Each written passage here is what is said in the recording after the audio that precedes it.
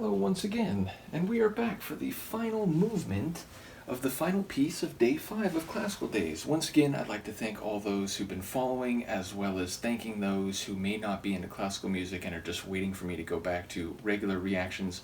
I do, of course, understand that, but I'm a huge classical fan, and this has been very enjoyable for me. So, yes, we are up to the final movement of Vivaldi's Double Concerto in B-flat for oboe, violin, strings, and Basso Continuo, RV 548, and the last movement is an Allegro, so I expected to have some tempo again, and I hope that we hear more of that interplay, which the booklet in this CD release from Amadeus, Vivaldi Famous Concerti, talks about between the oboe and the violin, as well as the rich supporting accompaniment of the Basso Continuo and other strings.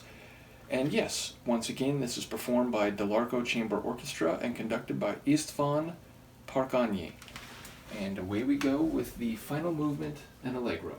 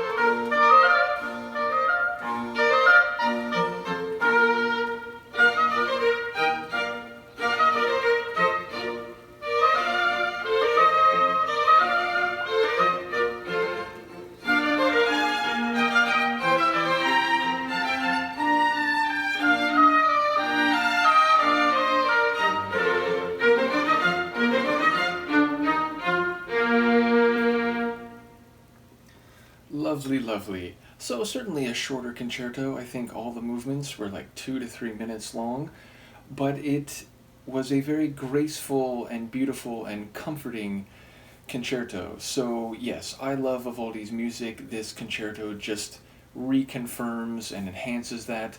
We definitely heard that interplay in this third movement. There were times where it was like the lead violin and the oboe were speaking to each other, one saying a phrase, the other copying it, going back and forth.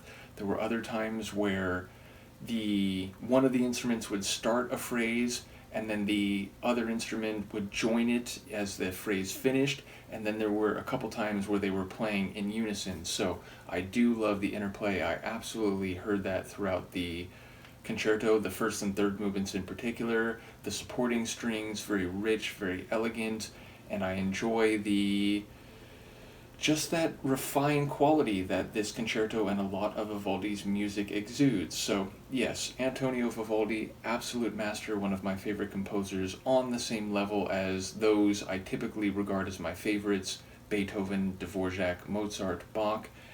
And I'm looking forward to more Vivaldi, and more specifically of these concerti, as we go forward in the coming months in the regular classical reactions. So I hope you enjoyed Day 5. I'm looking forward to Day 6. As I explained in the first movement video for this concerto. I have some very specific ideas in mind, and then 1 or 2 slots that I'm looking to fill with one-off type of reactions, whether it's a tone poem or an overture.